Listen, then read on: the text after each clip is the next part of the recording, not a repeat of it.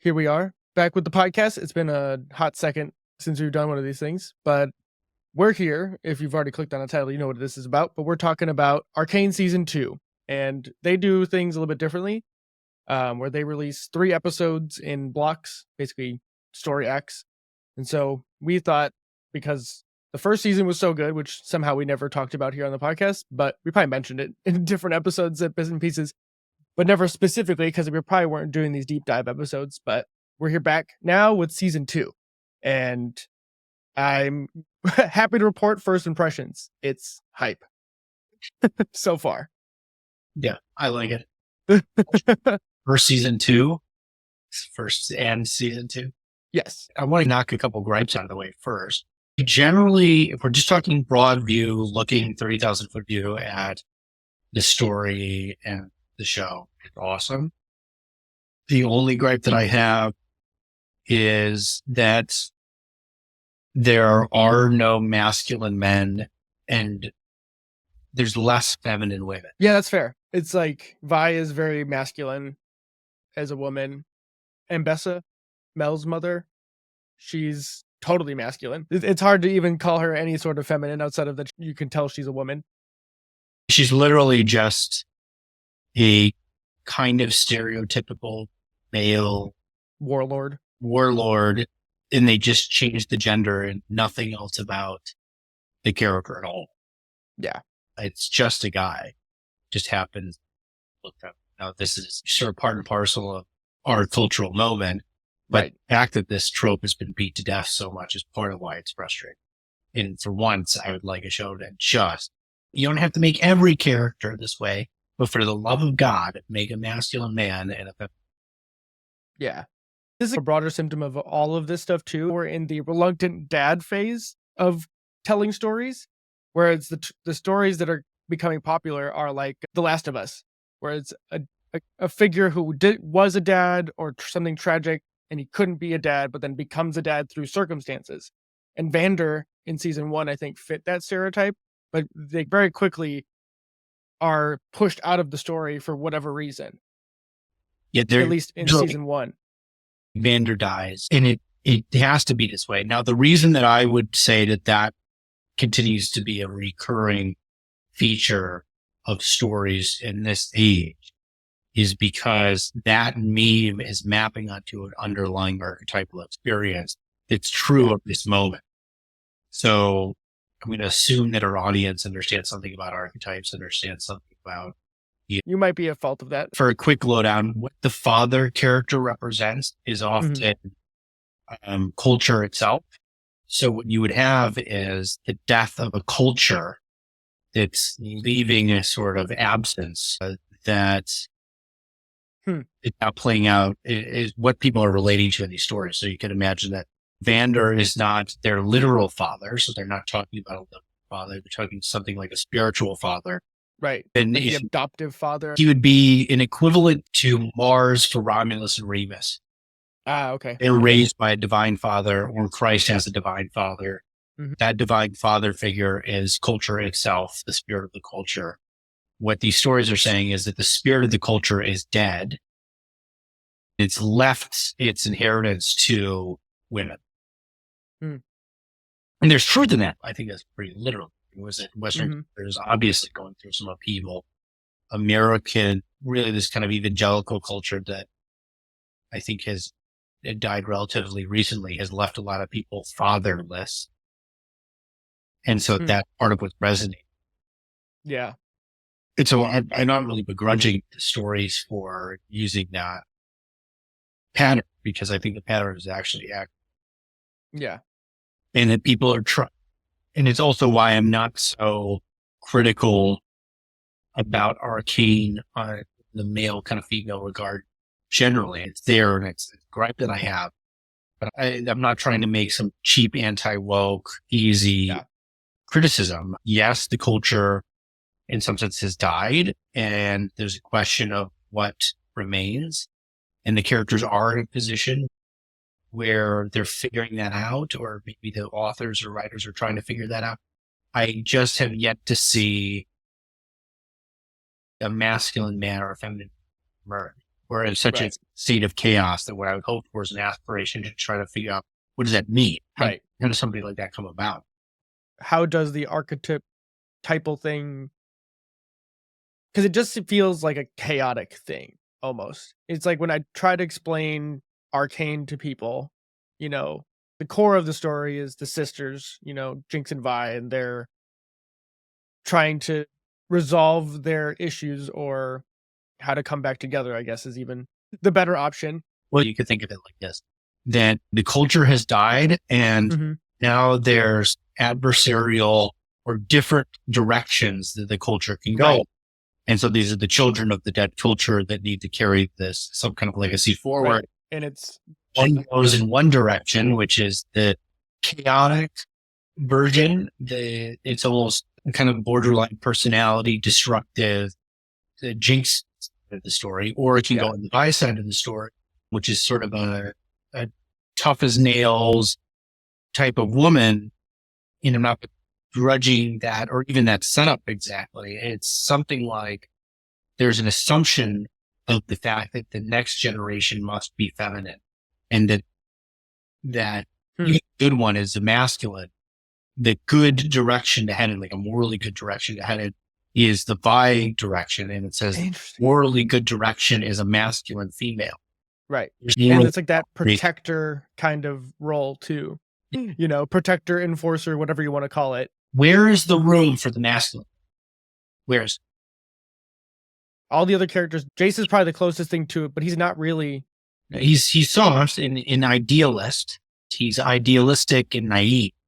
And he's like the tech genius kind of sees how this thing can help, but he doesn't have the resolve. It's naive. He doesn't realize that the things that he's creating are going to lead to a lot of destruction. Yeah. And he's being played by the political powers that be that see the potential. Part of it is naive. Now he has the opportunity to develop, because if the writers continue to be as good as I think that they can be, and they've been very, very good so far, then he has the option over this season and maybe future seasons. I know that this is the end of this story, that there's season 1 and 2, and then this first story is going to end, but then they'll have stories within the same universe. If he continues to emerge as a character of the universe later, they have an opportunity to develop him out of his naivety and to be really something tough. Yeah. I could see him becoming a character like who's wise, kind of like how Heimerdinger is almost like that wise. But notice that even Heimerdinger is not, he doesn't have gravitas. Yeah. He reminds you kind of like that almost like a Merlin figure, but more whimsical. Yeah, he's a little trickster. He's almost, you could pat him on the head and be like, oh, well, that's very nice. And then he'll warn you about the destruction of your entire civilization. And then you seriously. Yeah. Right. You could do this game with every single one of the male characters that are in the show. Jayce is a naive idealist at best. The old wise one is, in fact, not taken seriously by other characters at all, nor is he taken seriously by the audience. Part of that is just the way that they built the character, what he looks like. Yeah, just the character design. Right. And so they're saying it's something like the spirit of the old culture is dismissible in some sense. You could do Victor is brilliant but feeble. From the first season. Yeah, from the first season. They make that very clear. The only sort of masculine-like character was the dad's figure's name? Vander. Vander was close to that. He was a very well-balanced masculine character. Yeah, because you knew, like, they gave enough subtext to be able to say, like, he was once a brutish, fighter type character, whatever. And he decided to give it up given the context of those children. It was like a worthy goal to be like, yeah, I could still keep fighting, but if I keep fighting, more people like these children, their parents, well-meaning people, are going to end up dead because I couldn't see the harm that this was. It's kind of like the ever escalation of violence, or being an idealist and taking it too far only ends in more bloodshed. And so he's an admirable figure, and he's well-rounded, right? Because he's not just a brutish, toxic, masculine figure. Right. He's evolved beyond that to become a balanced It's recognized to adopt a certain level of kind of maternal instinct around kids, right? Caring and empathetic, protecting. And that protecting becomes very masculine. He's tough and he's formidable. He's an intimidating figure. He has a beard, right? And he smokes. So he's a kind of, right? A beard would be something like a symbol of virility. And that he's got all these aspects, but of course he dies. Right. And so even the villainous male characters are not particularly intimidating. Yeah, Silco's not. He's like everything the opposite of Vander. And they're friends. It's again, the two opposites played off of each other, I guess. And you get in the second season, you get this rat-like character. Yes. Right. And so he's not intimidating. He just grows. Yeah. And to me, I saw that almost like as a cyberpunk thing, because his limbs are changed into these like weapons powered by those the green goo chemical crap. He's like a broken toy. Yeah, almost like a wind-up toy. He looks and behaves like, what do you call it, Furbies? He's like looking Furby with like one eyelid, like closed. And he's like just like deranged. He's a Furby and a Gremlin combined together. Right. So I can't think of a male character that really fits the bill. And the one male character who emerges in the second season who could fit the bill doesn't speak and carries a shield. Yes. So he's not an aggressor. He's always a defender. Yes. But we still haven't come to understand the necessity of aggression. So the sort of extended cognition that's happening between a whole collection of people who are sort of creating dreams to come up with some kind of story. That mechanism, that sort of unity of persons has yet to dream up the utility of the aggressive male. Even as a negative, it won't even touch it as a negative because even the villains aren't like that. So it won't even, this is what's so crazy. And it's part of why it's probably not ideological is that or maybe it's too ideological. I can't quite tell because it won't give that devil its due. Right. He just won't touch it. It's just like, it's not even a feature of that world. Not even. Doesn't understand it. It doesn't know what to do with it. And some of that might be that, like, okay, who are the kinds of people who are going to write this? Okay, so they're going to be artists. Artists have to be open. People who are high in openness are more likely to vote liberal. And normally that might not matter, but we live in a very politically divided time. And so they might not have exposure to what a very dutiful type of conservative, like even admiral would be like, a good or a bad. Yeah. Yeah. It's just the air you breathe. It's like, if you've never been around it, how would you know to write like that? Yeah. How could you? Of someone that in your world doesn't exist. Yeah. You have to go and expose yourself to that. And you have to meet these kinds of guys that are built like this. And maybe I only see it because of the world that I live in. And now I see what's lacking in the world that they're creating. But it is a absence that is very noticeable. They have a bunch of other characters and they're even touching on the right. Victor gets to this. I think that he's a very interesting archetypal character in the second season. Yeah, I feel like he finally, that's the thing I found interesting about the show so far, because I rewatched the first season to kind of refresh my memory going into this second season. And it's like the first season, the pacing was awesome, but there was like a lot of these little pieces where you're not really sure what they're building towards. And now that season 2 has started, you're like, oh, all of those little bits are finally coalescing to something that seems to matter. Yeah. And it's because, well, okay, so let's summarize and put an end to the criticisms of the show. Yeah. So that we can move on to the gushing. The parts that bother me are the fact that there's a vacuum of masculinity. And the one character that gets close to it dies. Now that, how do you say this, is appropriate in some sense for the world that comes after. Right. Like, lots of that character creates all of this chaos. It fits within the context of the story. So it's not, I'm not being so strong in criticism as I would be of the absurd kind of woke stuff. I'm trying to be more subtle. And that absence is strongly felt. Yeah. So that's the critique. Right. They can bring in more characters, or characters can evolve to a point where they fill that void. Character arcs are a necessary part of good writing. So you can't start out with the perfect character in the beginning. Right. And I will say, like, reasonable. I could be premature in this criticism by a long shot, but that's the song. I mean, given all that content, like in most other stories, contemporary stories, you see most characters, they're Mary Sue's, right? To put it bluntly. In this story, that is not true at any step of the way. You see all these characters that they have an arc, and that they make mistakes and they have to own those mistakes. They don't just snap their fingers and come out of things. Everything is rolling with the punches, and things go wrong and people get hurt. It's just this chaotic mess every step of the way. Up about the show is that characters are people. Right. It's just not a representation of a particular concept in an ideology. Mm-hmm. And they do a very good job of that. Though sometimes they're flirting with ideology. They don't, I don't think that also part, or that I'm willing to complain beyond what I already have. So characters like Jinx, if we were ideologues, would be a super genius from the outset. She really wouldn't have done anything wrong because women are perfect. That's the way that it is. And she's justified in her actions. Yeah. And the only reason she's mean is because everybody else is in fact mean to her and she's not understood. And that's why she's bad. And she only acts bad as a reaction to other people really being them. But that's not at all what happens to Jinx.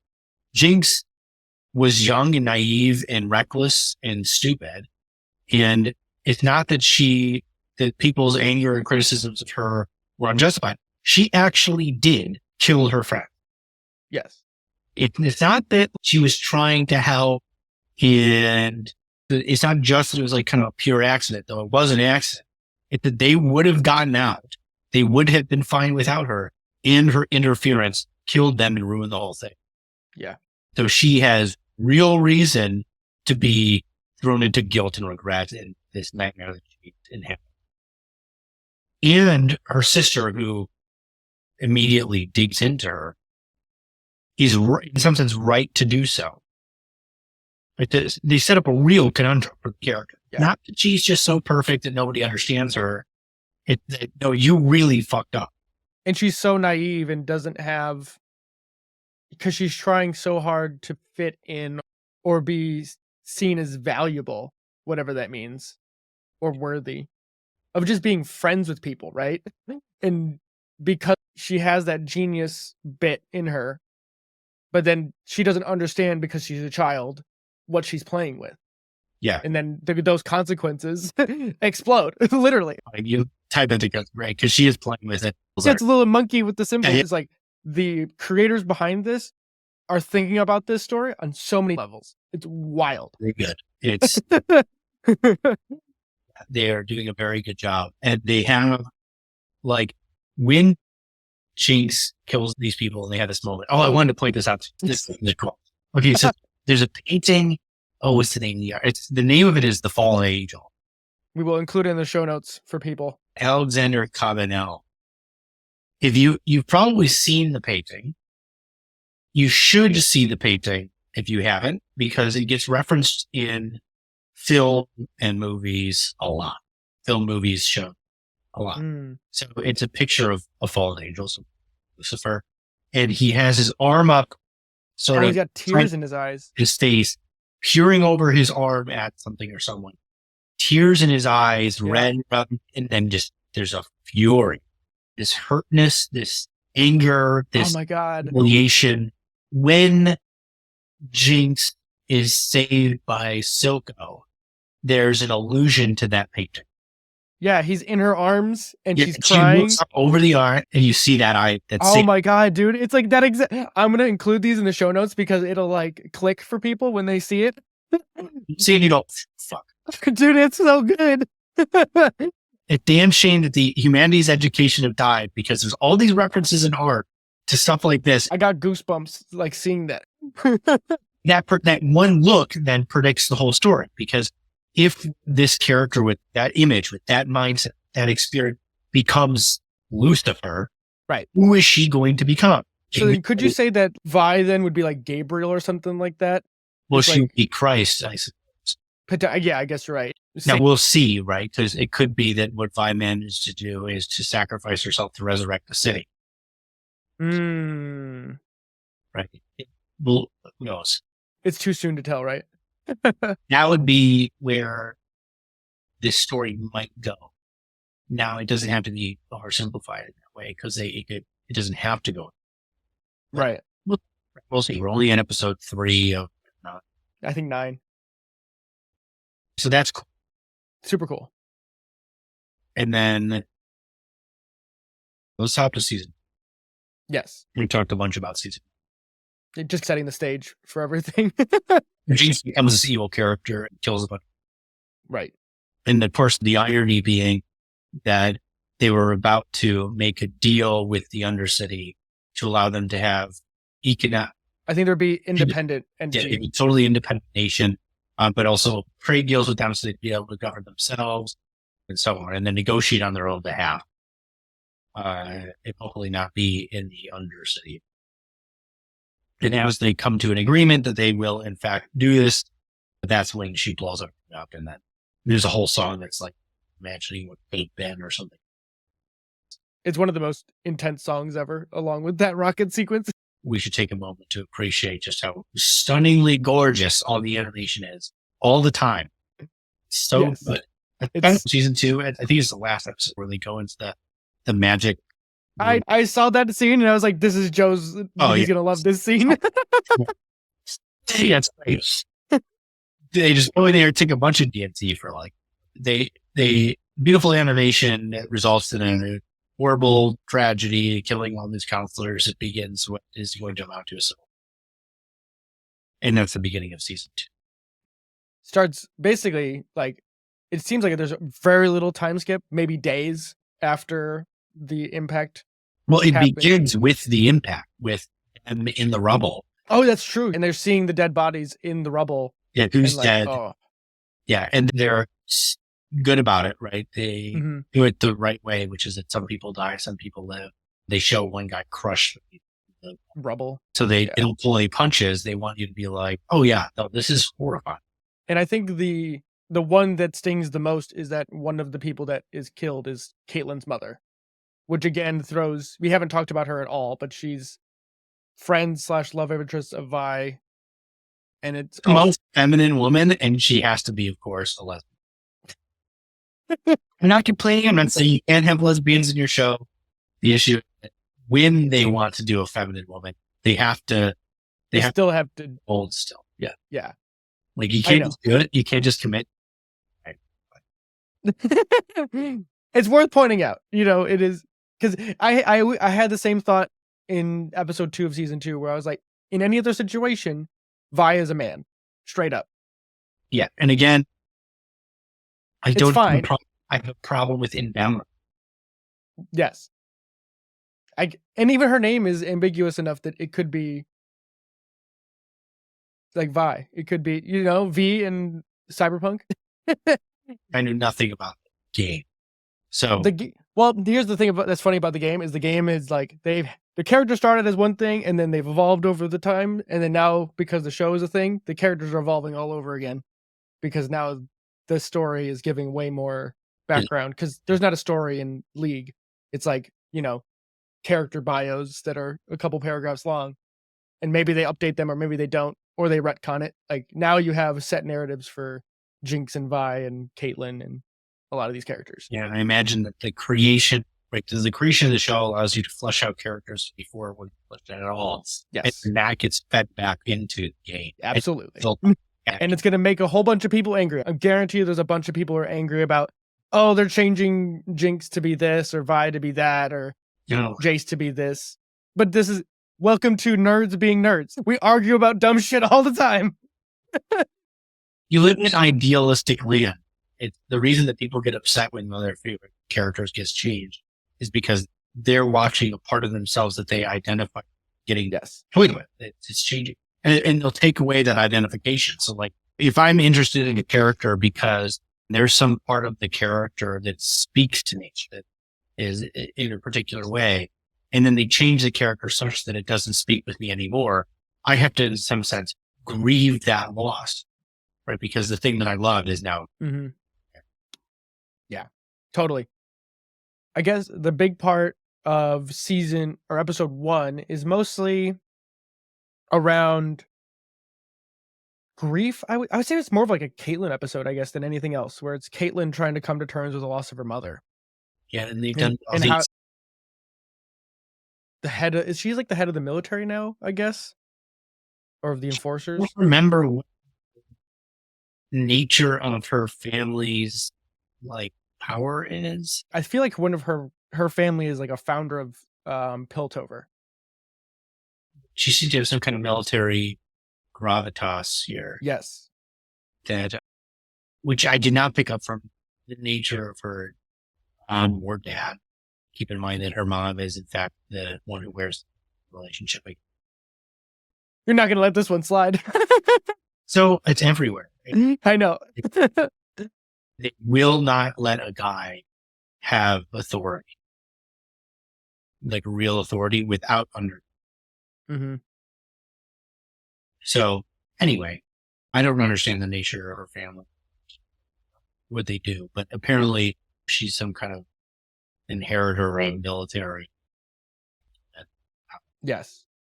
I know she was in the military enforcers before. I don't know what her police or are they military, or they call them the enforcers. Maybe they're a combination of the two. It's because they seem like a combination of like keeping peace within the city, like kind of like a SWAT team, maybe. Yeah, is my guess. Season 1, a bunch of people die. I think that the Victor piece is the one that I care most about. There's one guy that gets paralyzed, people that die. Oh yeah, because Victor gets put in.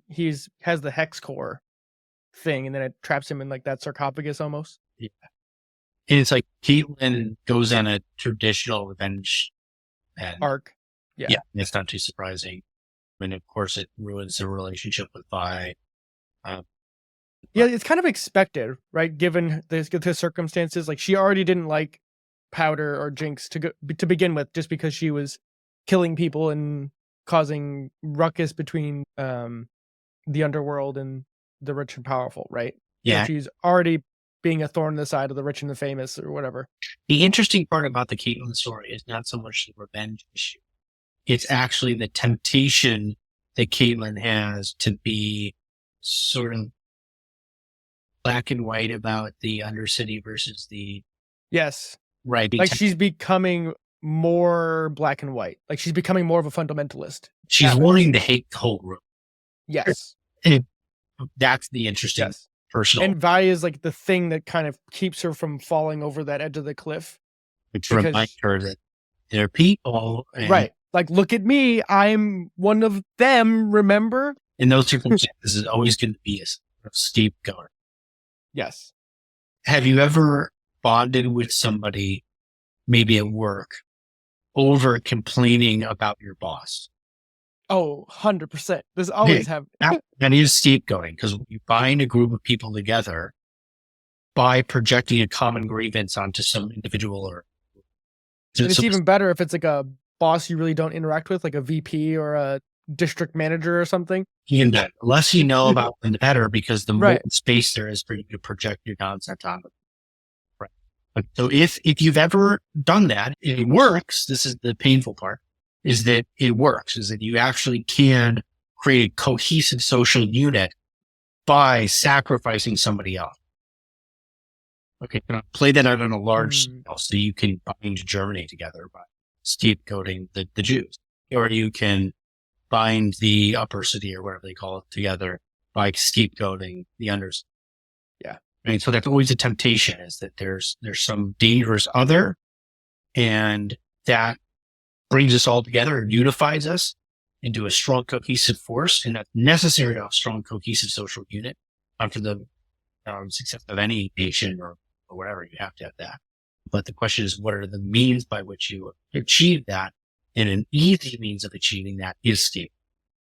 100%. And they've been blown apart. We need to project order. We need a solid individual. And power vacuums on top of that, right? So now it leaves room for people who, the ones that were strong and could have a resolve around a potential like moral compass about, okay, we need to be not overly harsh, not demonize an entire group of people when it's like, and they even do that in the initial council room where it's like the three of them, and then Ambessa is like on the sidelines, not really involved, but she's secretly involved about what's the course of action, right? Like getting boots on the ground to go after Jinx, but realistically they're like civil war, let's go. Like it's time to, we're done with it. And then they had Mel, who was kind of like the voice of reason, being like, we don't need to do that. We know it was Jinx. Like it was a single actor. And it's like the other half of the council was like, don't care. Yeah. And then the other part of this is the hex tech thing, which we haven't really touched on here, but it's kind of an interesting through point about the escalation of technology and how when an idea about transformative technology comes into this, like when Jayce creates a lot of this hex tech stuff, it's all about improving the lives of everybody. And then as soon as someone gets a whiff of it, oh wait, this can be used to make more and more powerful weapons. That's when it starts to get dangerous. Okay, so he's the spirit of modernism, not postmodern. Yes. So he's a character who cares about progress for progress' sake. Look at all the things, the technology, the way people's lives. He's a naive idealist, but very quickly you watch how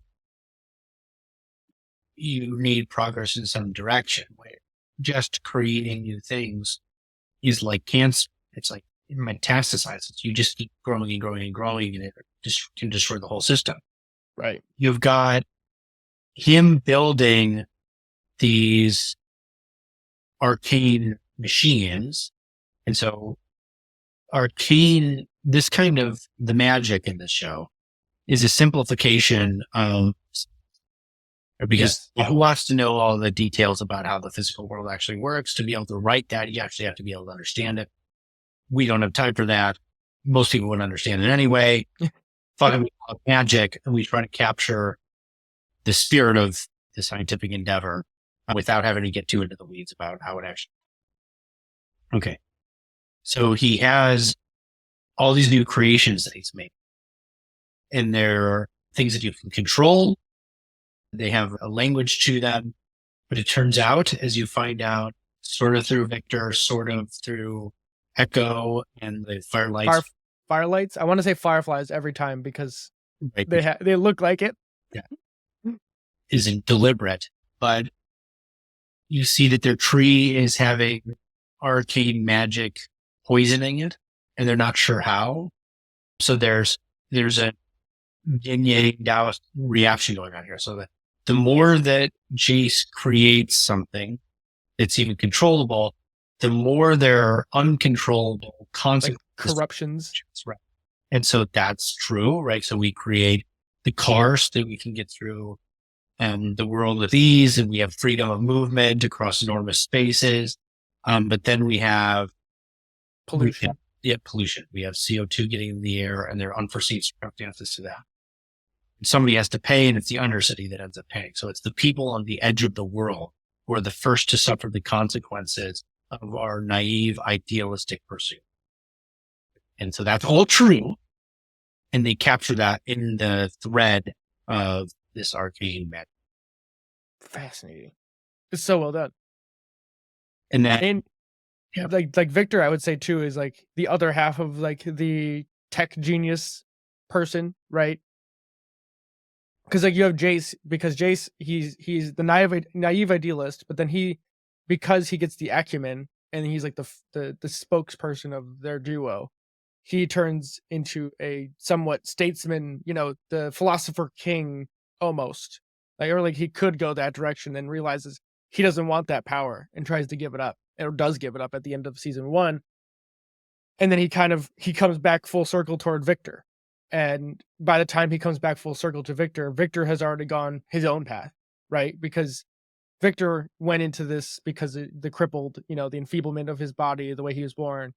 And he wanted to be, I don't know if is it like removing suffering from the world? Is that the right way to describe it? Complicated. So you could, first, it's worth noting that Victor and Jayce are two sides of the same. Yes. Both the modernist spirit. The victor is a representation of the consequences of the untrammeled progress. And Jayce is the untrammeled progress, right? He's the naive idealist. The other one is the consequences of that idealist. And that as one becomes, and as Jayce creates this new type of... Oh my God, you're totally right. It starts to physically transform him. Right. As Jayce improves in one dimension, Victor degrades in the other. Right. Right. And so what you have at the end with this is that after Jayce has created weapons to go and take on the Undercity and try to control and whatever, then the consequences of that action, so the reaction to what Jayce did, is for Jinx to blow up the counselor or whoever and to set her then into this magic. The comatose state. Right. So Jayce oversteps his bounds with this technology. Victor now degrades for and should be dead. Now he has a death and rebirth sort of thing that goes on. And then he becomes something else. He actually becomes, I think, a symbol of the self. Interesting. He dies figuratively. And it's this wild magic that's under the surface. So it's associated with the unconscious. It's associated with darkness. It's with unknown, with unseen, what you don't want to see. It's the shadow. It's all this. And he goes there. He's a good guy. So he isn't corrupted, which is really interesting. Exactly. Yeah, that's what fascinates me.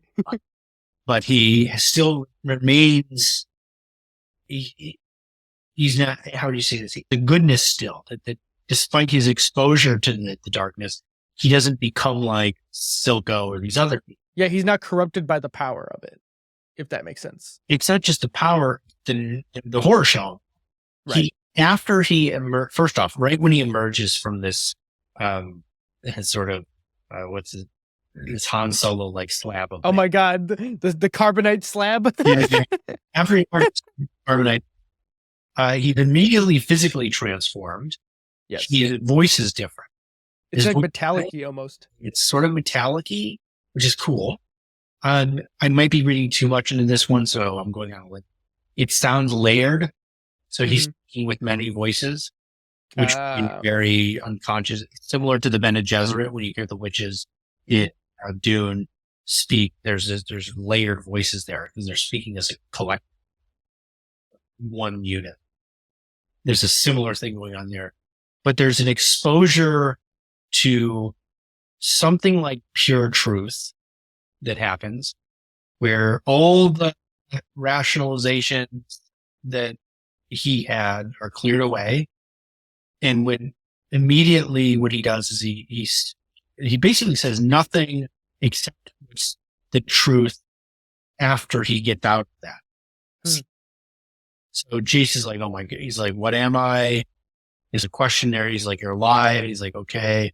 He's like, aren't you? He's like, you must be cold. And then he makes a very, very, very particular statement about that. It's not quite cold. It's happening of whichever cursive.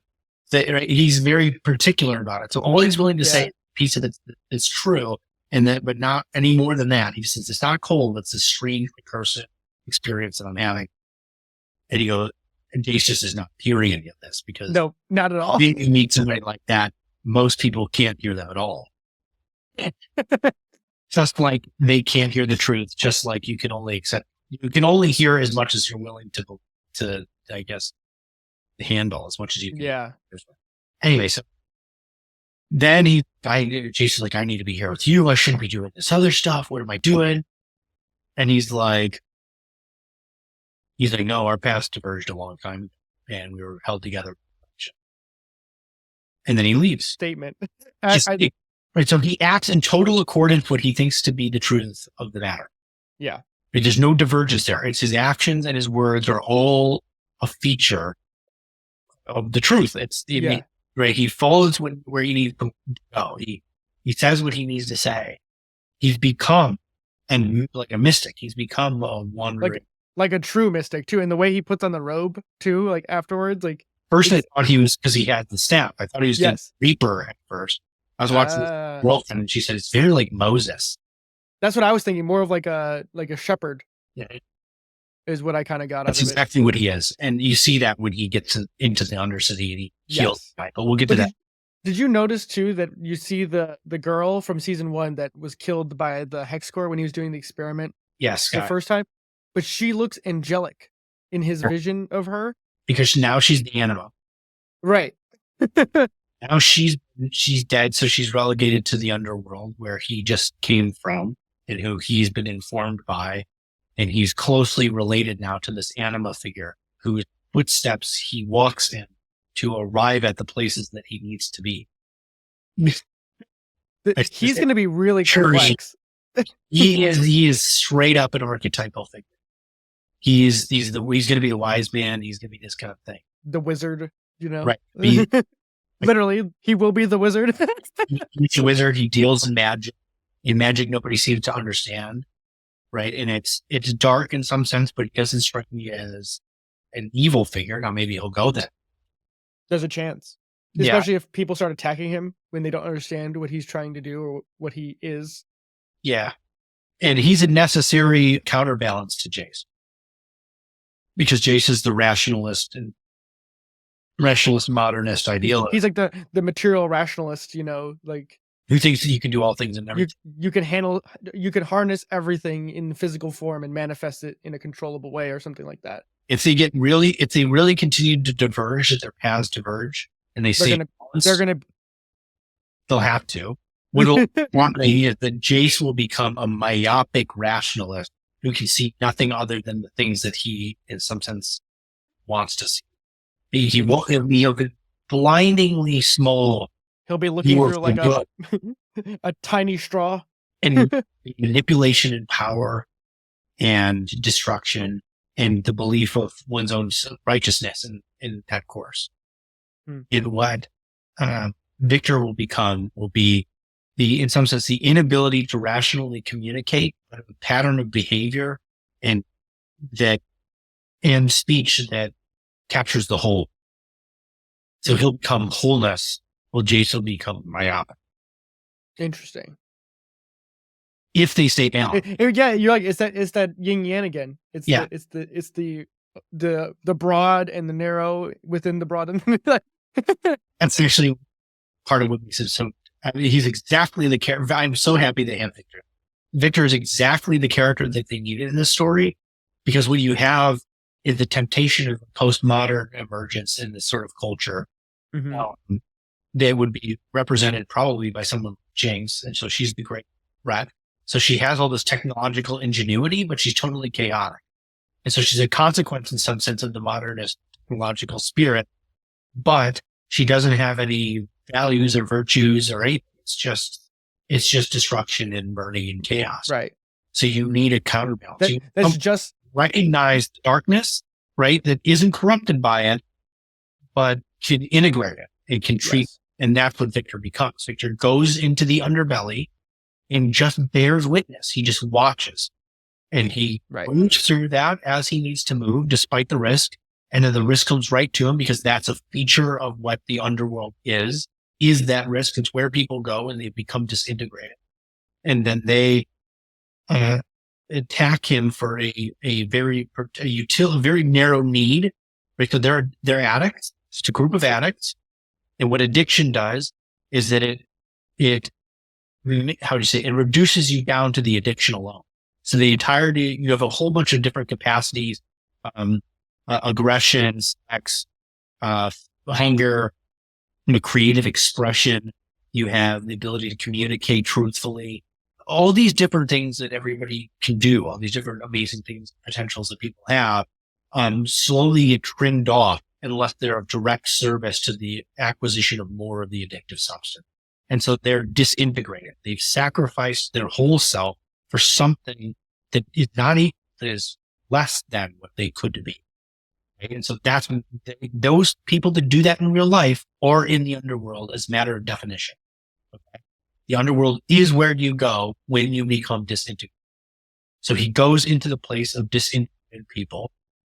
And then he encounters addicts who are going to use him in order to achieve their one end that they have, and then heals them.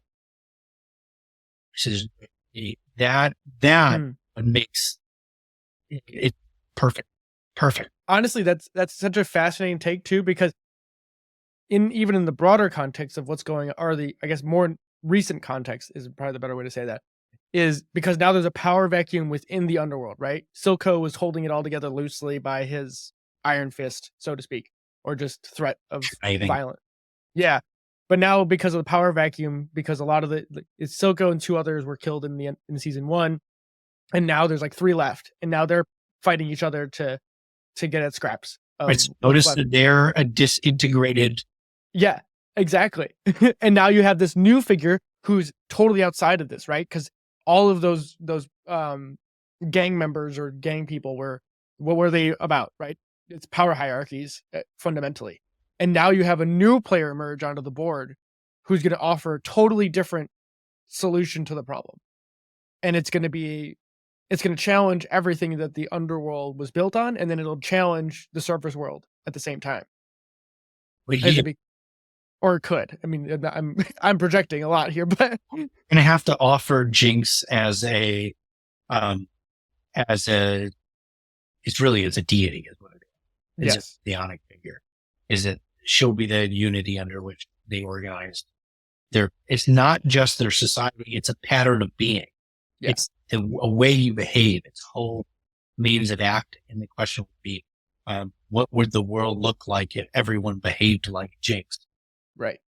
And so, and I think even it's true during that fight scene, we alluded to the little muskrat guy, evil gremlin dude. That fight scene where Jinx gives, I don't even know her name, but the girl, she gives her that new arm, the mechanical arm. Right. And that arm, though, it's literally a slot machine as an arm, because during that whole fight scene, it's constantly re-rolling, and sometimes you get a good roll and sometimes you get a bad roll. You know, it's like, it's one, it's an addiction, and 2, it's chaos. Yes. It's 2 things layered together. So it's her left arm. Her left arm is chaotic and addictive and disintegrating.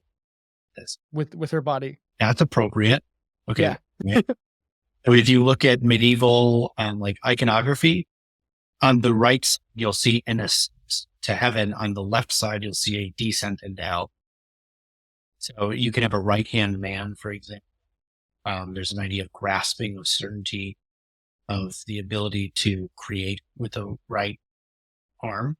And there's unity with the left in the symbolism. It's also, there's an association there with left-handed people being the devil. But that's all. Right. Yeah. There's like something with uncleanliness and stuff like that, or with left-handed stuff. Descend on the left side and you ascend on the right side. So people left-hand dominant are those who are descending. That's the superstition. I know. Symbolism takes too literal a meaning, and that people who, it's just a coincidence that they happen to actually get thrown at others. Right. Sacrificed, so to speak. We're talking about a TV show, so we're allowed to talk about symbolism, not care too. But right, so that's another part of the symbolism there, that her left hand, that she's another denizen of the underworld. Right, and the underworld. Notice that there's a metaphor for I know, height above and below. Yep. Right. As above, so below. I'm waiting for stuff like that motif to show up. Become hermeticists in the middle of talking. Yeah, right. Beyond, imagine. I think the other thing, ironically, even though the show is about supposedly Jinx and Vi, we've barely touched on anything going on with them so far. And go on. It's a little bit more one note, I would say. Like, it's kind of a classic story of like Vi coming to terms with the fact that she's going to have to be the one to kill her sister, and she's not sure she can even do that. But the thing that I think might be interesting along with Jinx, right? Because like you said, it's easy. If we played the game in common media right now, we would try to give Jinx a pass and say like, oh, she's really not that bad. She's justified her actions, blah, blah, blah, blah, blah. But in this season, they started out with Jinx just walking in the Undercity with the robes up, kind of trying to mind her own business, play it cool. And during that, there's a little girl that's being chased by one of these Chem Baron people, or a group of the gang members. And then she literally falls from this pipe on top of Jinx. And you'd think that Jinx would just either shoo the kid away or kill her or something like that. That doesn't happen. She actually ends up protecting the girl. And this little girl is like, doesn't really know who she is, really. Has an idea. But then now this girl kind of, there's like a through line with this character where she's just kind of lurking in the background and sees Jinx as potentially a protector. At least that's what I'm picking up on as the story. So what do you make of that? Is there something you can... It all looks to me like powder, right? The reason the Jayce is sympathetic is because it's the younger version of her that's sticking around. She sees herself in that character. Right. It's interesting that character sort of appears. Maybe it's what we'll see in the future is that there's some part of Jinx's innocence that's still being preserved, right? Because if what that little kid is a symbol of the younger version of Jinx itself, the innocence is still locked within there. Well, it's still around, and of course the child emerges right at a time where Bias and Jinx they both decided that powder no longer exists and that Jinx in fact does. And so we might get a Darth Vader scenario later where it turns out there's still some good left in Jinx. It'd be interesting to see if what Victor ends up being is something becoming the conscience of Jinx and the Undercity. And that through his teaching in the rest of the story that you would arrive at a Jinx that transcends her suffering and becomes something more and is no longer. So I guess the question is too is could Vi fall then? Right? If she's supposedly the noble sister. It would either be that's how this goes, or that Vi plays like Luke and helps save what's good about Jinx. And yeah, because she becomes the one who believes enough. Yeah. If Vi is gonna fall, what I would have intuited would have been that she would have stuck with the enforcers and then continued on a kind of slow progression to power and destruction. Like slowly gain more and more status as an enforcer. Because she kind of was going down that road, at least from like those intro sequences where they show kind of like elapsed events. They don't really give a timeline, but it shows like what they're doing to try and go after Jinx. And it's hard to catch, but I think I caught it is because Caitlyn is a founder family or whatever. Her family has built or helped build the city. And in one of those records that like that library she was in, they don't really say it explicitly, but what it looks like is that the Undercity had like a gas, like that green gas that makes it so people can't breathe. Right. The overworld or what Upper City installed an air system that basically keeps that gas from killing or choking people out so they can at least breathe semi-clean air. But then because Caitlyn's on her vendetta to find and kill Jinx, she then inadvertently is using this good thing as a negative again, as a way to not only flush out people, but use it as a way to transport themselves into the Undercity to take advantage of this negative, to basically do like strikes or raids where Jinx might be. So I guess it's more of like the creeping nature of the revenge arc within Caitlyn. Like the gas, the symbol. Yes. Yeah, like using these things that were once done as a good and repurposing them to take some trouble. Yeah. Well, it's another sign of the degradation of the society. Right. Right, is the willingness to do some pretty dark means that had in older ages and more peaceful ages had been in some sense forbidden, been locked away. To use them again now for the explicit purpose of like harming people, even if they think it's for justified means, and maybe they are. It's interesting that it's literally malaria being bad air. Yeah. Right. Isn't that? Yeah. It's green. Green is a symbol of like, it can be a symbol of life in nature and lush decay. Right. But it can also be gangrenous. Right. Yeah. It's that dark green color. It's not like a light, not like a leaf green. It's more of like a. Yeah, it's poisonous. Yeah. Yeah, Vander. That's what it is. The It's probably a symbol of rot, something like that. yes. Yeah. It's the part of nature that has to do with the death instead of life. Totally. And that's all coming about, and they're weaponizing that as they move through the Undercity. I'm trying to think. Machine like, stormtrooper like, as they wear their Yes. glasses. That was the other thing too, is right? Like their outfits look very, like you said, stormtroopery, and you can hear the breathing of the respirators, very Darth Vader esque. Right. And so you see what it's mechanistic, which is in keeping with the upper city, because you'd say that. So this is an observation from Metaphors We Live by Lakoff and Johnson, and they make an argument that all language is framed by metaphor, and that's because the way that our cognitive systems our brain are set up are actually metaphorical. So metaphor is actually a cognitive structure, and our language takes on the shape of that cognitive structure with the book. Embedded in action. It's embedded in a body that exists in a terrain and the interactions between those things. So light is associated with consciousness. That's because we're conscious during the day, and consciousness and light are higher, in part because the sun comes down, but also because we are upright during the day. Right. So this gestalt, or a collection of associations, form the metaphor. And so you have the upper city, right? So it's above, associated with light. They wear white. Higher, it's literally lighter up there and not so dark as in the Undercity. Right. And so they're associated with consciousness and reason and enlightenment, to be illuminated, to shine a light on something. When you have an idea, when you have an insight, a light bulb appears above your head. All of these things are associated with what's going on in the upper city. And they're bringing what they can shine a light on and understand they can manipulate. So the world of machines, in some sense, is part of the domain of consciousness. Right. Isn't like the city called like the City of Progress? Isn't that like the namesake or something? Right.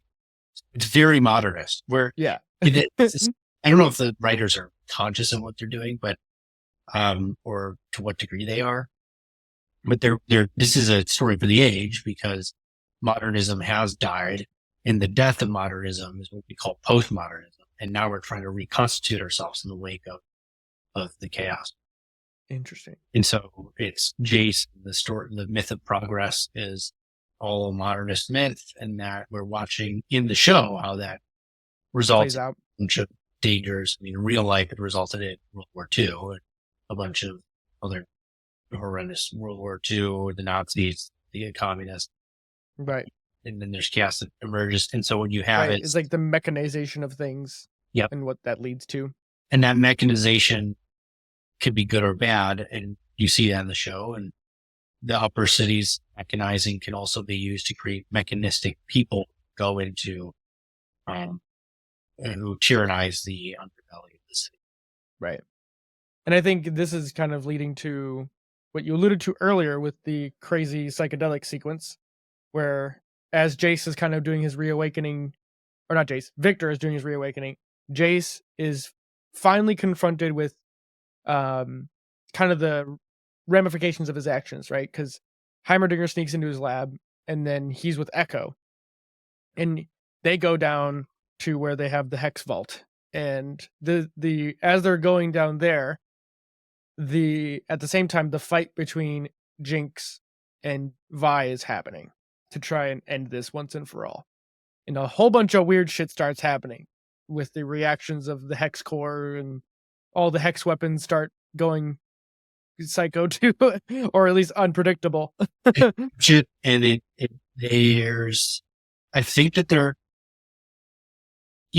this is interesting. Okay, so here's an analogy. So you could actually think of that Hex Core thing that they witness in there, right? So the idea that this thing is alive, and it has intention in some sense. Right. It has an agency of its own. almost. Thing is something like an angel. Something like what's meant by an angel in the Old Testament, the old text. It's some kind of superordinate agent that's ambiguous.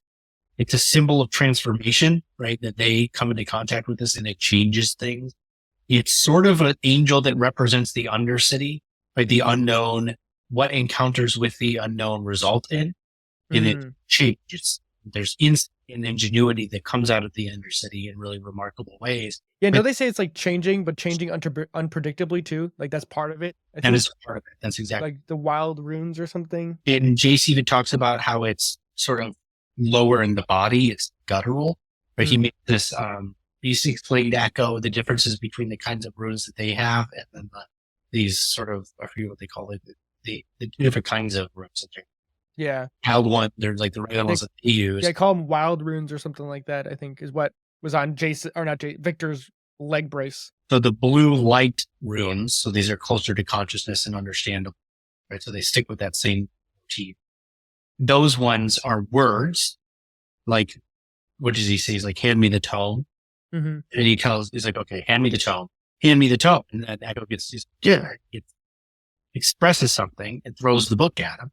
And then he says, okay, that guttural noise, that sigh that you created is also a form of communication, but it's not articulated in the way that the blue light runes are. Okay. Yeah. So there's something beneath the surface. There's like a subtext to it. It's not explicit, it's implicit, but can still communicate. So it's unformed, but there's still a reason to it. Right. So this is another, and the fact that that's associated with the Undercity and the unconscious and all this is also the appropriate. So it has the symbolism, right? And it's dark. Those runes are dark, right? It's a purple black. Yeah, it's that purple colors. Yep. And but then you get these bursts of an enormous amount of color. So that's part of the psychedelic motif, but it's something like all possibility, all the colors, all the fucking colors there. And it's almost like telling too, like not Jayce, god damn it, Victor, his skin is like that metallic-y purple. So it's almost along the same lines. It's not as dark, but it's like a lighter purple. So it's along the same lines of those wild rune color. And there's light beneath the surface of him. Yes. Right. So trapped within the darkness is light. And even if you notice too, his eyes are changed. If you look at his eyes before, there's like a pearlescent quality. Like there's like layers. Interesting. In his irises. It's interesting that he maintains his face, so his identity is so. It's like cut off right around the seams of his face. If you lose his face, we'll lose Victor. Ooh, that's what'll happen. Faces. That's fascinating idea. Now I don't know where this is going, but like I know. hey, if they keep with they're nailing the symbolism so far. If they continue with the symbolism as they have been, then they stay adept at using it. Yeah. And we'll see something like that. If we lose Victor, we'll also lose his family. That is a fascinating idea. I think the only thing really touched on so far, because it's kind of a minor scene, but I thought it was sick, is the crazy witch lady with like the weird, like the rose and void power thing. Thought that was super freaking cool, but there's not much to really comment on. Yeah, I don't know what to make of it either. It's dark magic. There's vines with thorns. It's too early to tell here. It's clearly a plot standpoint, so not symbolism of the plot. It's whatever is motivating Warlord Mom. Yes. Like, she's either terrified or trying to stop something going on with some sort of mysticism, and maybe she sees it as the only way to beat that power is with hex tech. Yeah. The reason that she enabled an attack on the counselor was in order to gin up the support for a full-on civil war that would lead to the development of hex tech weapons that she could use against that thing that she's afraid of. Well, her daughter causes her a whole bunch of problems because she doesn't understand what the fuck is going on. And almost understandably so, because mommy isn't keeping her in the loop either. Yes. And I would say too, like that so I should say the the fight with Jinx and Vi ends in like a stalemate because neither side wants to put a little girl in harm's way. Well, Caitlyn would have. Yes. Because she's so driven by revenge at this point. Now she has power, so if they write this correctly, then she'll just be more corrupted. And that's where I was going to go next, because this is where the Ambessa storyline kind of finally coalesces, because Caitlyn's kind of taken the strong warlord general archetype to heart at this point, and the whole council is kind of, you know what it reminded me of? Helm's Deep from Lord of the Rings, where all the Uruk-hai are banging their spears before the battle begins. Do you remember that scene? That's the vibe I got when they're pounding their chests. And at first it's just Ambessa's people. Then it's the enforcers. And then Caitlyn slowly walks to the front of the room to overlook the city. And then she starts doing it too, looking back at everyone assembled.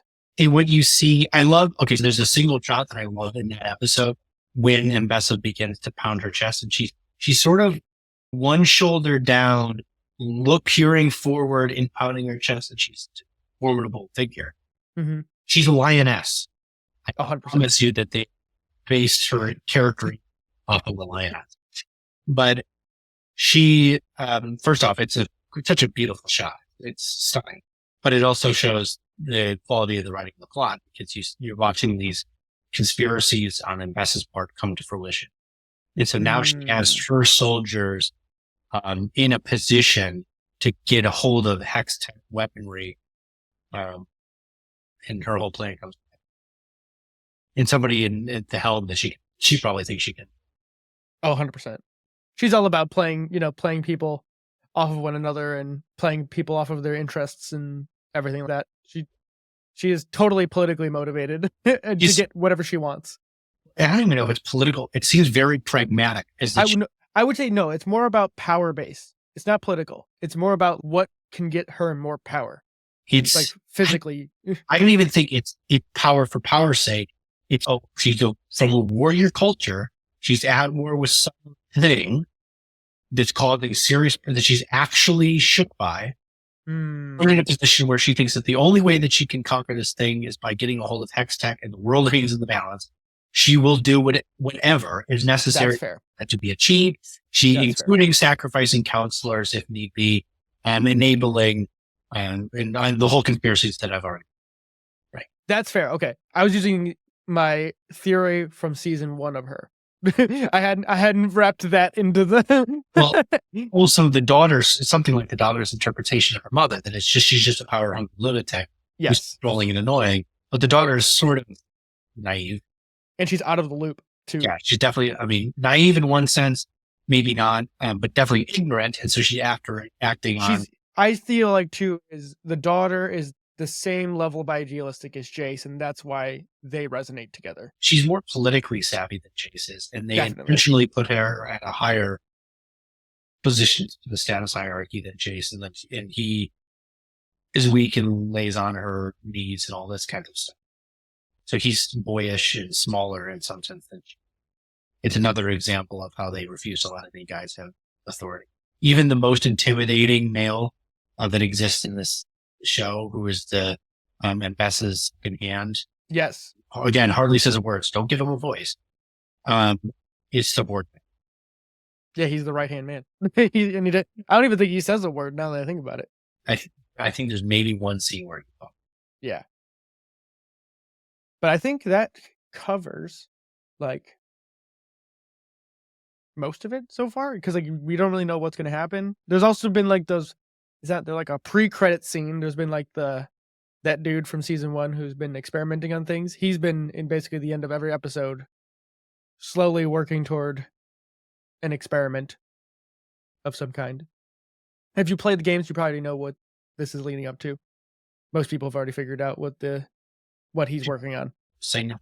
I will not. I will not. But I still think it's being done very well, because Singed, or the character, is very similar to or not very similar. No, I said the name of the guy. Everyone knows the guy, the scientist guy that was like the tutor to Victor before he went to the top side. He's kind of like I guess he's almost like what Victor. He's like maybe he's the opposite of what Victor has become. He'll be. He's the dark. He's again. He's the dark wizard, maybe. He's the dark side of that modernist spirit again. So he's a Dr. Mengele. Mm-hmm. Yeah. And so Victor again has been informed by that, but not corrupted. So he's aware of this can create in destruction. He's not blind like Jayce is. He's not. Yeah.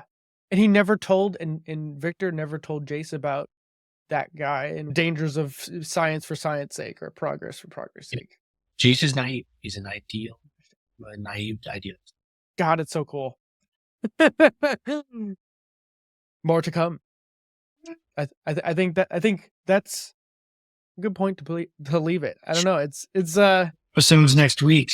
Exactly. There's more to come. We'll see. I don't know. It's hard to say where the story unfolds because they left it on a lot of cliffhangers. Like, where's Vi gonna go now that she's, not gonna follow through? Any of my predictions. Right. Exactly. So, teach your own. If it plays the games and annoyed or likes version of the characters, I'm curious to see what people's takes are because I've played the games, but it's not like an RPG game where you play these characters or see them in context of their own stories. You're playing on a battlefield that has no context.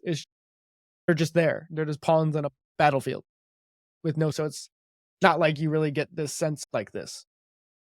So, feels good to be back behind the driver's